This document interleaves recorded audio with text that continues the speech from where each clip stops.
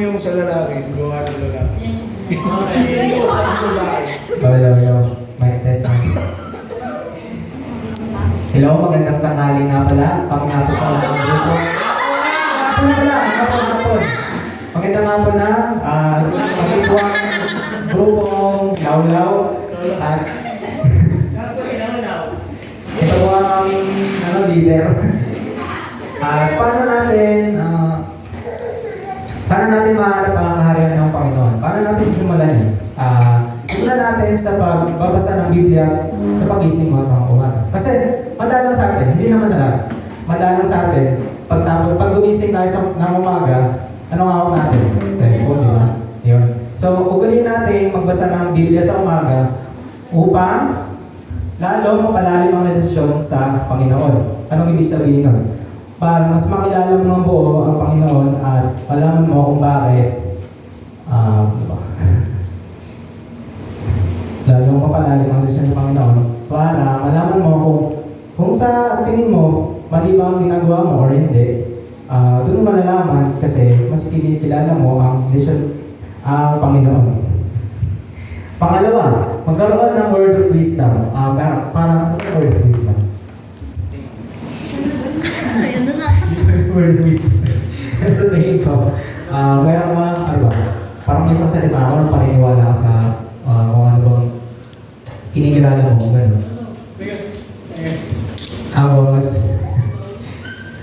ano mangyayari pag hindi ka nagbasa ng Biblia sa umaga? Parang hindi mo, parang wala kang gabay sa kung ano sinasabi mo, kung tama ba o hindi, kung nakakasakit ba o hindi. So, pangalawa, walang magiging direksyon ng buhay mo. Hindi mo alam kung maganda ba itong kalalabasan ng ginagawa mo sa pang-araw-araw. Kasi nga, wala kang gabay galing sa Panginoon. Kasi hindi ka nagbabasa ng Biblia sa umaga. Ibigay mo na mic sa aming pangalawang magpapawala. So, yung pangalawang how namin kung paano masig yung kingdom of God is share the word. So, if we obey na makapag-share ng word of God is yung yes, kapag inobey natin to, mas maraming makakilala sa Panginoon. Siyempre, hindi lang naman natin gusto na tayo lang yung makakilala sa Panginoon, but gusto natin na mas marami pa yung makakilala sa Panginoon. And then next is, mas marami ang maliligtas.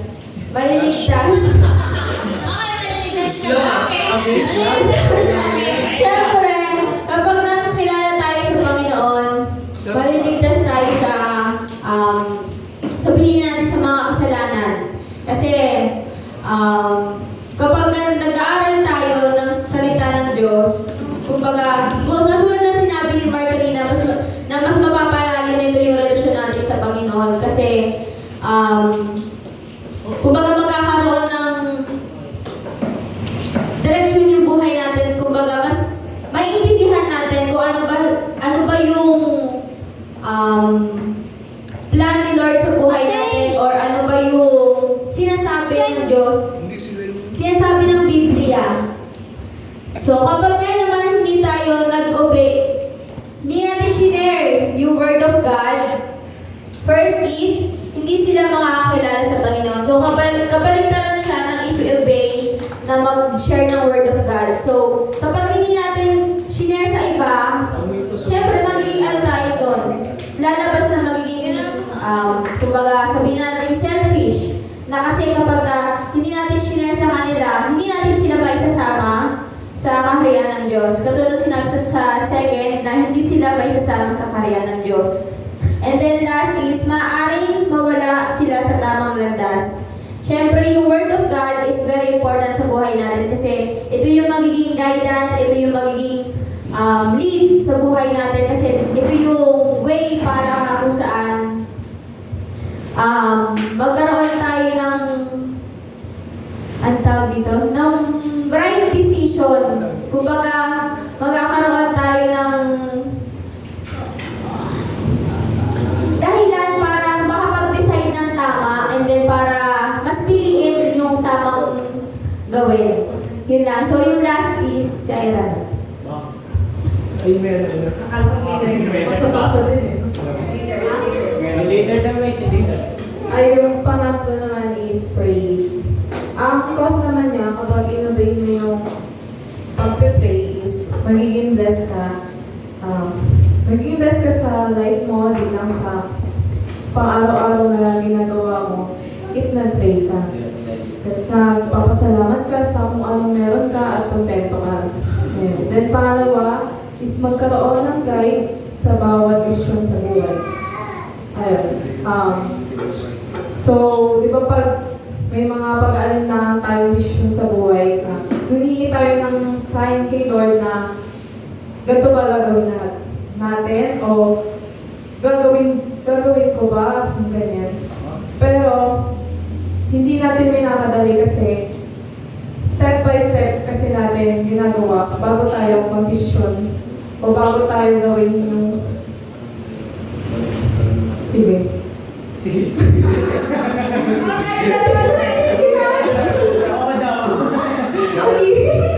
Sige, si Sarah na magbabantay. Sige, siya na daw. Lumalang mo yun. Ayun, basta ganun yung magiging effect kapag inobey mo yung pag-obey. And ito naman ang cause kapag hindi mo inobey. Number one, ungrateful sa kung anong meron ka. Yun. Ayun nga, kabaliktaran din ang magiging blessed. Ungrateful kung anong meron ka. Hindi ka kontento sa kung anong meron ka. Like, kinakaingitan mo sa iba, kinakasilosan mo. Okay naman eh. Sabay na. Sige. Ayan, pangalawa, kini-question ng sarili. Yun, overthinking. Ayun. Kasi hindi ka nag-pray. Kaya, maraming pumapasok sa utak mo o sa isip mo na bakit ganito nangyayari sa'yo, bakit ganito yung binibigay ng Panginoon sa'yo. Wait lang, Ben. Kung bakit ganyan ang nangyayari sa buhay mo kasi hindi ka humingi ng o hindi ka kumakausap, humingi ng communication kay Lord kung bakit ganyan ang nangyayari sa sa'yo. Yeah. Ayun. Yung pray kasi general siya eh. Kaya maraming root. Kaya, ayun po. Yun lang po. Salamat po sa Team Laula. Ano ba? Salamat.